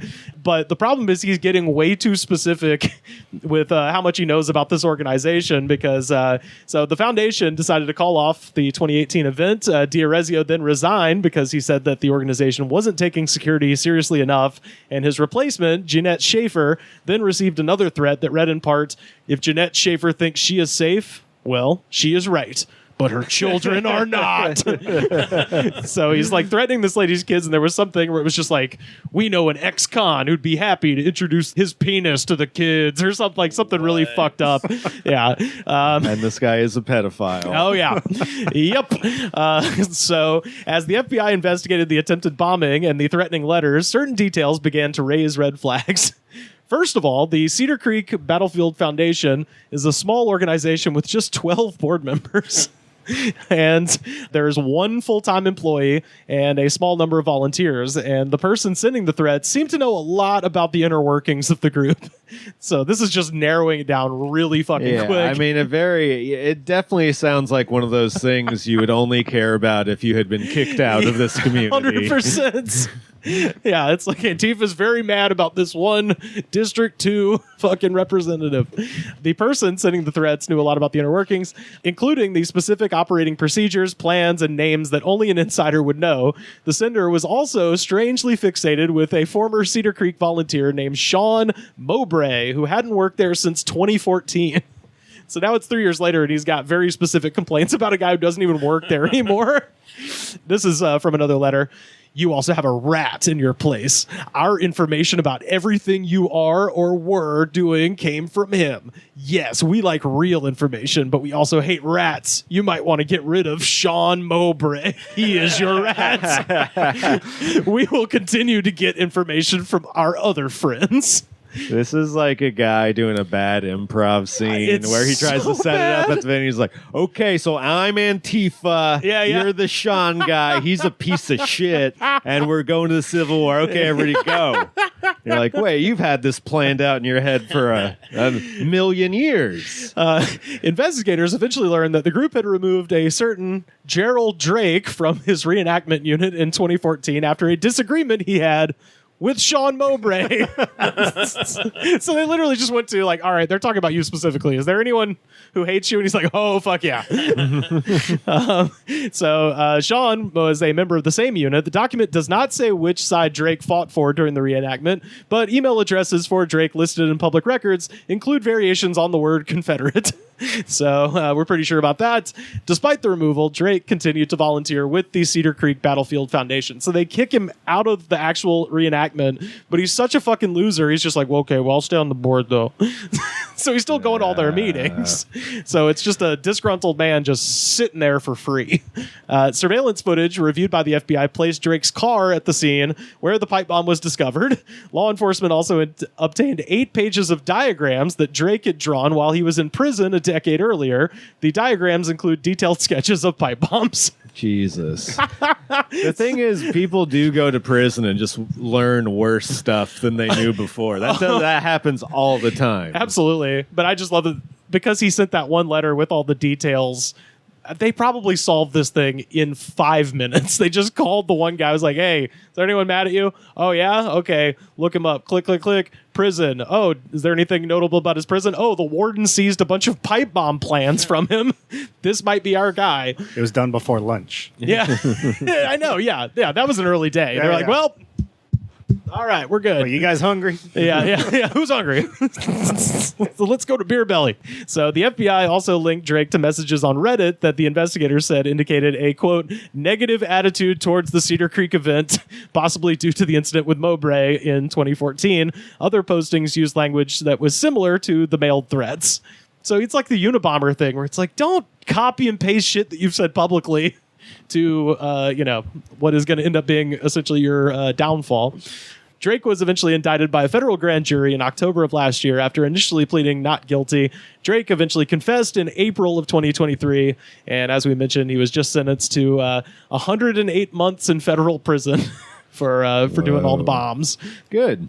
Good. Yeah, I love it. I absolutely love it. Guy who deserves to be in prison. Yeah, it's we got him. Fuck the cops, but every once in a while you're like, yep, that's one to put away. But yeah, I love that shit. And yeah, like I said, I love the idea of just solving this case so fucking quickly. Like, there's literally only one man this could have been. You know, whenever someone like starts off a letter by being like, "I'm an organization," it's probably it's just not true or not that organization. Oh yeah, well, that was the Unabombers thing. He would say you put the phrase FC in all of the bombs and stuff like that, which supposedly stood for Freedom Club, and it turns out just one crazy guy. There is no club. It's just one man club. Freedom. No, this is very sad. Like this, someone's lonely. They're like, "Oh yeah, I got a bunch of friends, and they're gonna come and blow this thing up." It's like, no, all your friends are like, "Wait a minute, I think he actually wants to blow this up." This isn't just crazy rhetoric. I thought it was just poker night is taking a turn. Yeah, I was like, yeah, he gets pretty drunk, but he's cool. Sometimes he'll go off on a tangent about some weirdo shit, but he's fine. Yeah, he's not as egregious as this, but this is like the very high stakes version of the guy who lit his own Confederate flag on fire and spray painted Black's Rule in his driveway. My Black's Rule. You've seen that photo, right? I don't know. Oh, it's this old guy in Mississippi, and he's standing at his driveway just kind of looking off to the horizon, and the spray paint on his driveway says Black's Rule, and there's like a burned up Confederate flag, and he claimed that like some anti-racist person. BLM came. He claimed that BLM came to his house and like burned his Confederate flag. I'm like, yeah, that's again, the language is like the giveaway. Just like he went with Black Rules, not BLM. Right? Yeah. It's, no, that's how you know he wrote it. Is he wrote Black's Rule? No one who's not racist uses that term. It's fucking amazing. Fucking love it. So that is the story of Gerald Leonard Drake. I missed the beginning. Did we talk about the Kid Rock controversy? Oh, where he's drinking Bud Lights. Oh, after in a very big publicity stunt that many people did not recognize as a publicity stunt. Yeah. He shot an AR-15 or something at a bunch of cases of Bud Light. Yep. This past week, pictured holding a tall can of Bud Light, and in the douchiest way possible, where he's leaning over a balcony, just like looking down at the teaming masses, just kind of like with that fucking shitty face he's got. So and now is right there. Yeah, label out. Well, here comes the best part. There is conspiracy theorists that think that picture has been photoshopped. Yes. Oh yeah. And that's why the label is so visible. Yeah. To take down Kid Rock's enormous reputation. Right. That's how we're going to do it. When Kid Rock was inducted in the Hall of Fame, and I was like ready. Oh, WWE. Yeah. And the only Hall of Fame. Yeah. That he's going to get into. I don't want people to think we mean rock and roll. But no, I don't think he's in there, is he? No. Fuck no. They'll start having to get real desperate before Kid Rock goes in. His band is really good. I hope his band gets in there. The Dirty Brown Trucker Band. Marshall Trucker Band. Yes. Anyways, I was just like, because it was right after 2016. It might have been like 2017. And I was just like, fuck this guy, fucking hate him. And I was like, and then I watched his speech, and I was like, brought to tears. I was just like, that's inspirational. Like, that was a good speech. What a great performer. He knows how to be fake, definitely. Oh yeah. He's just good in Joe Dirt. Yeah. Oh, yeah, he had a couple acting roles. Def Leppard sucks.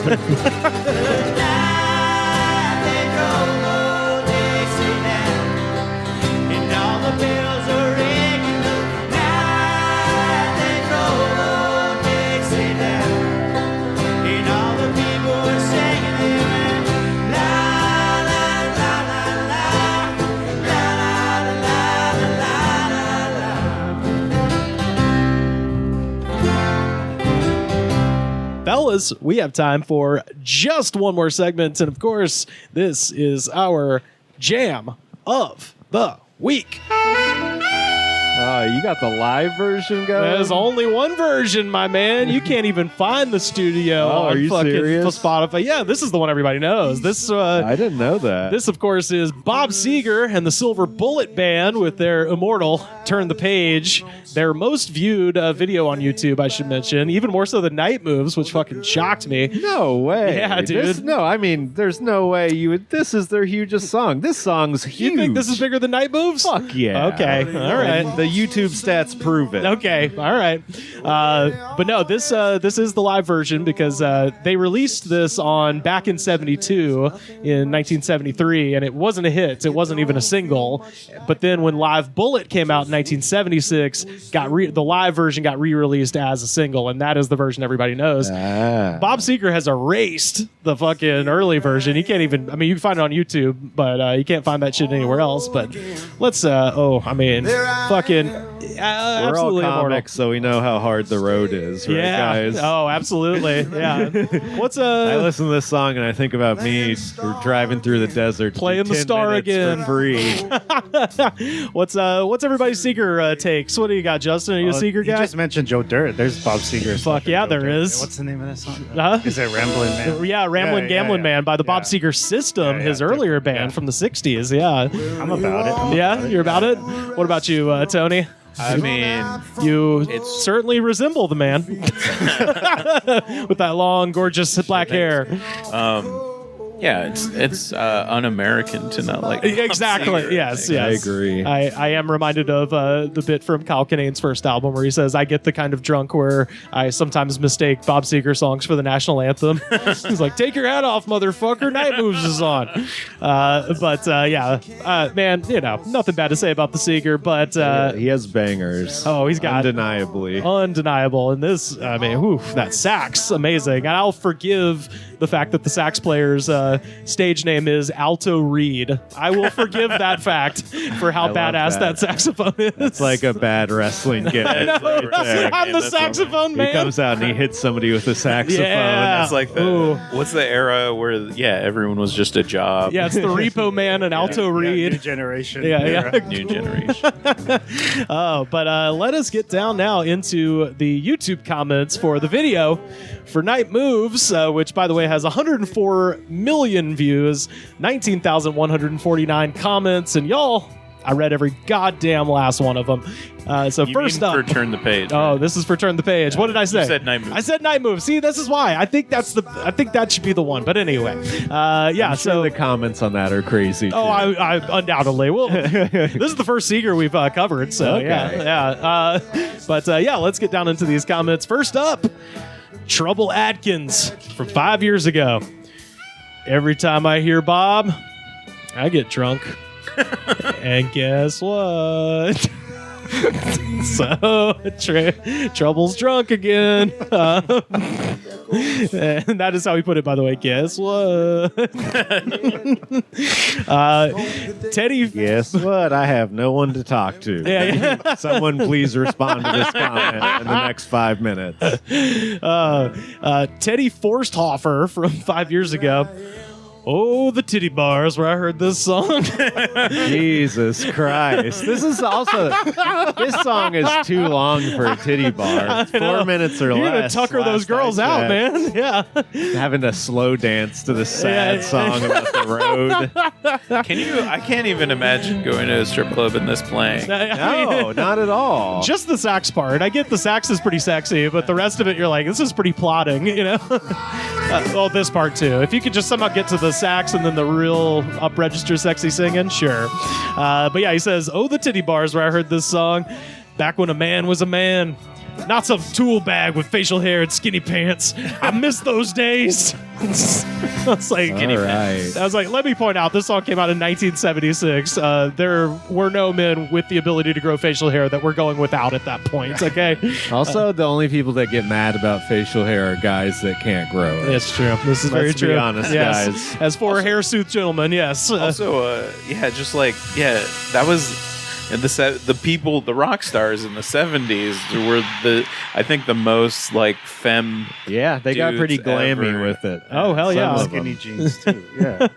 They were wearing we're supposed to wear leather pants yeah. instead of skinny You're supposed jeans. to have bell bottoms at the bottom of your skinny jeans, bro. Come on. Keith Lowe from 13 days ago.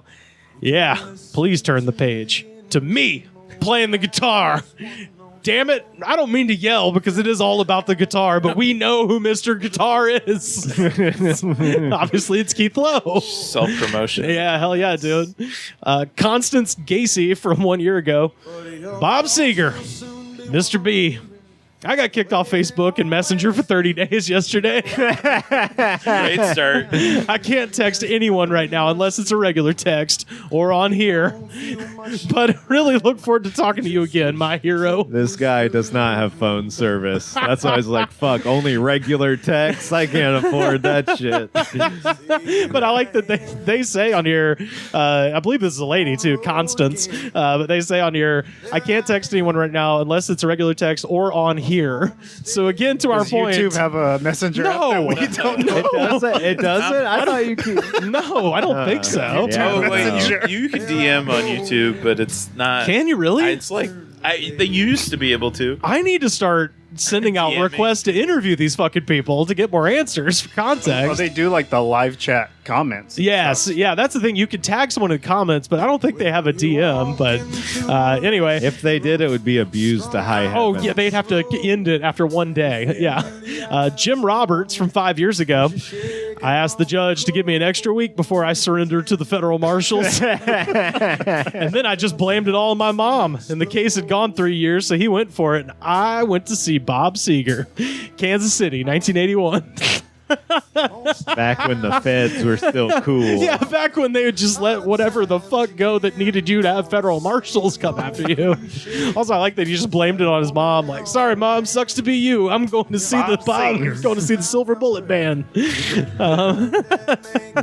God damn. Well, it's good he got out, you know. Oh, yeah. Lil Joe Miller from 4 years ago. Yes, sir. This song reminds me of that gorgeous brunette dancing on the main stage, and my dumb drunk ass offered to pay her books for college. Single mom just trying to get off stage. I fell in love with her that night. Coco was her name.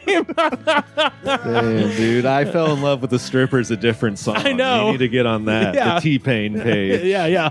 And I'm in love with the Coco for that matter. Oh, yeah. Caleb Shows from 5 years ago. My dad used to get slam drunk to this song and rev his car engine up. Me and my best friend would be stoned and listening to it, running late to school. Hell yeah. This is one of those songs that means a lot to me. This beer is to Bob Seger. Hell yeah, brother.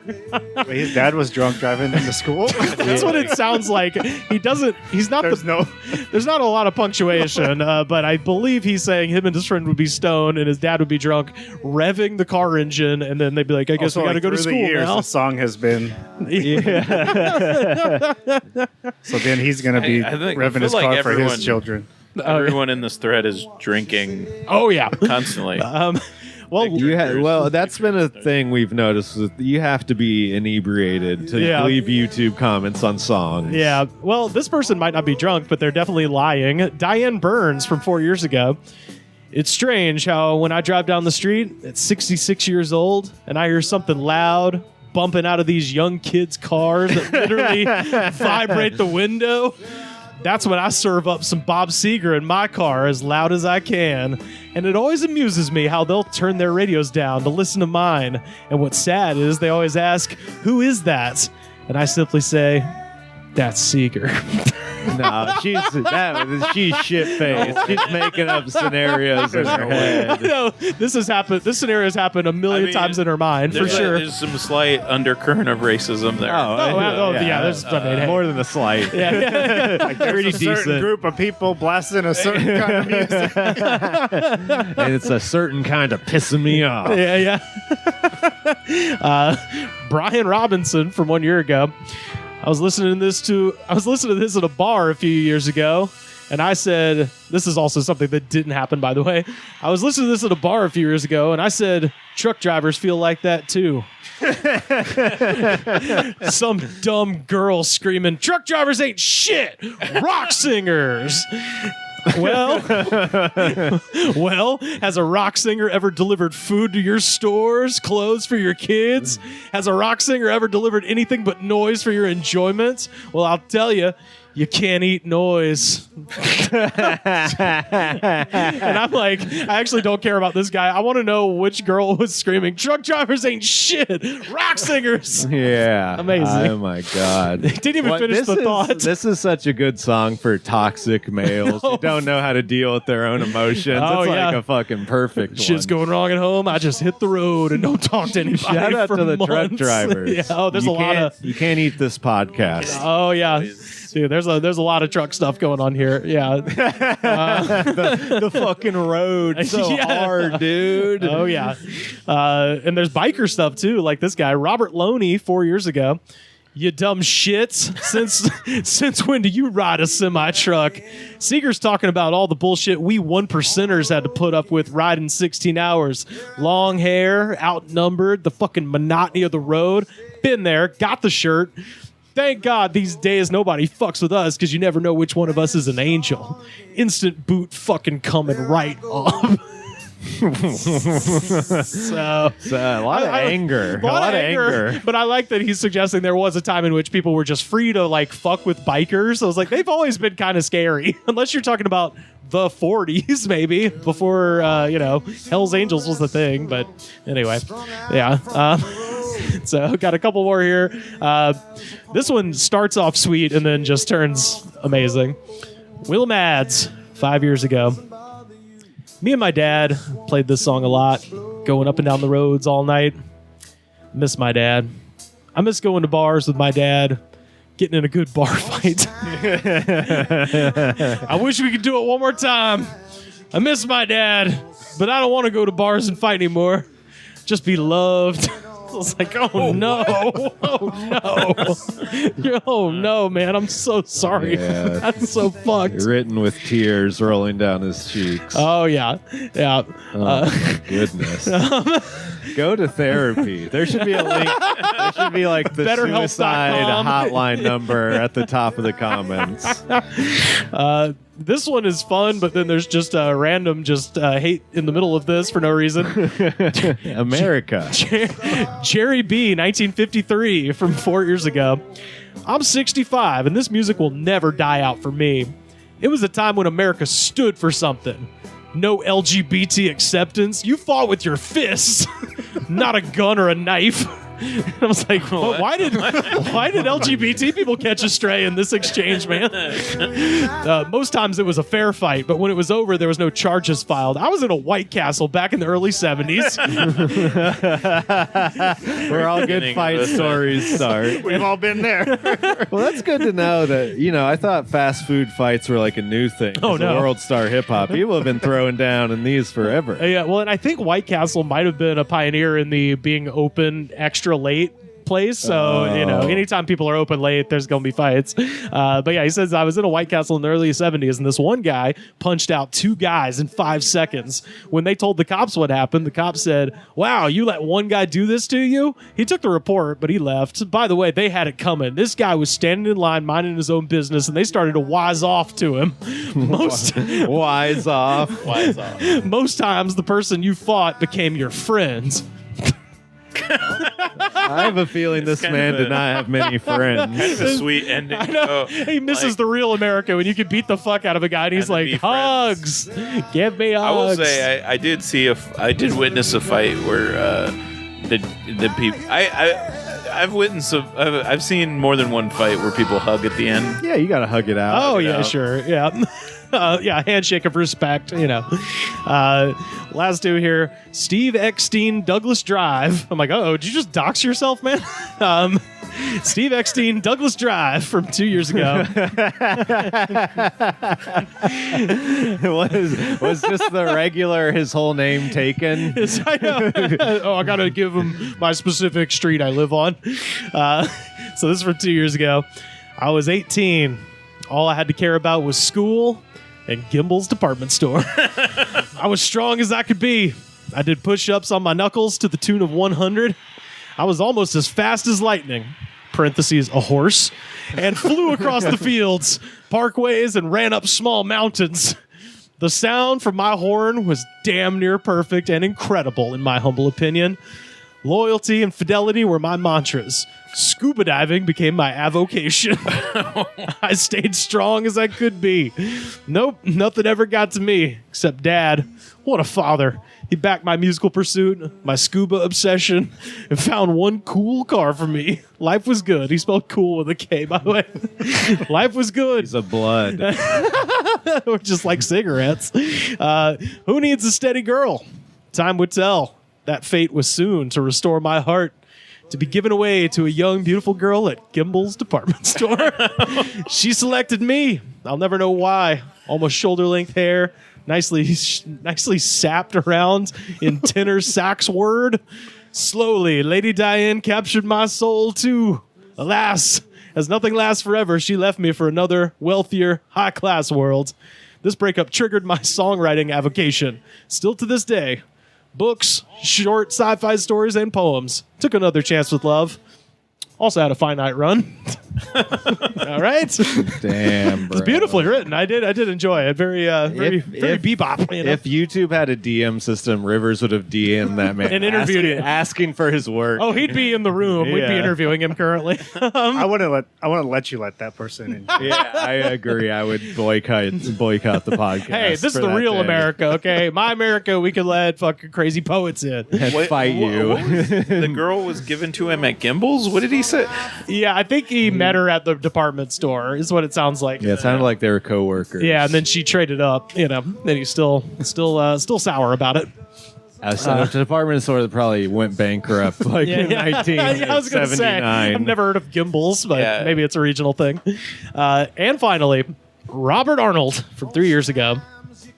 I met Bob Seger in 1987 at the Sash nightclub in Studio City, California. Whoa, I know where that is. I was a bouncer at the bar, and we had gotten a one-day notice that Fleetwood Mac was coming in with guest performers. It was a Thursday night. Mick Fleetwood and Lindsey Buckingham were sitting on a bench in front of the restroom smoking a joint. I asked them if the restroom was vacant, and they said yes. I opened the door, and Bob Seger was with his girlfriend inside. And he doesn't clarify what he means, if he means they were what they were doing, but he then says, I was very embarrassed, but Bob was cool. He said, do you want some? I answered, no thanks, sorry for walking in. When I exit the bathroom, I look at Mick and Lindsay. They passed me the joint, and I did partake in that. One night I'll never forget. Damn, Bob Seger offered him cocaine, and he That's said what I no. think. Yeah, What a yeah. fucking loser. He makes it sound like they're fucking, but I was like, then later it seems like they were offering him drugs. There's only two things people do together in the bathroom. That's true, yeah. Unless he was offering his girlfriend. That's what I'm saying. I was like, how You want- freaky would you is like Bob some? Seger? Yeah, is he just a regular Midwest gentleman offering cocaine, or was he trying to get into some upside down pineapple shit? We'll see. But I like to imagine it that he was going down on her and he looked You want up. some? yeah. Yeah. Oh, well, of course, that is, hell yeah. That is the one and only Robert Seger motoring out of Motor City, USA with his all-time classic, Turn the Page, our jam of the week.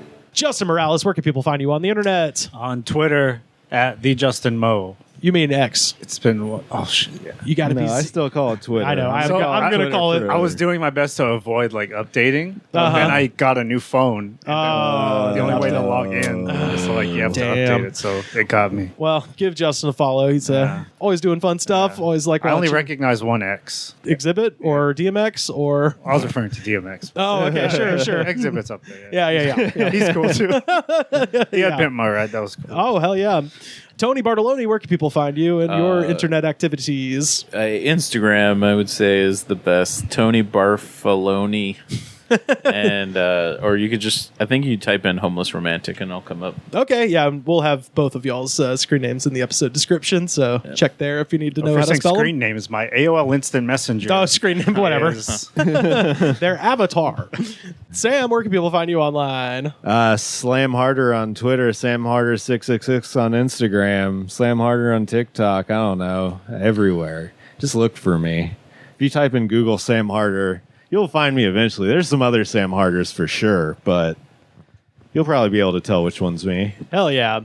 You can find me on Twitter, Instagram, Blue Sky, and Threads. Still have not posted on those latter two, but maybe someday. I'm at Rivers Langley. You can come see me do stand-up comedy on September the 29th at the Build Space in Altadena. I'm going to be there with Guy Branum, Chris Fairbanks, Ed Greer, Aaron Lampart, and more. So come on out for a great comedy show there in Altadena, which has... I was there last night. Oh, is that to that spot? Yeah. Oh, no shit. How is it? Huh? PDA Space. Okay. Public okay. displays of Altadena. they call it. Okay. Yeah. Unless you're doing the other one. It's called Build Space, I guess. Oh, okay. Yeah. That's the different. That's a slightly something else. different one that's a couple blocks away. Oh, okay. But yeah, as my friend George Coffey said, Altadena is Spanish for the other Dina. Above Dina. I heard. Yeah, I think it is.